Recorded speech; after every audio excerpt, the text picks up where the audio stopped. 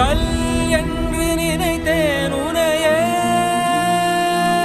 நீ யார் என்று சொன்னாய் மனமே தான் நீயா?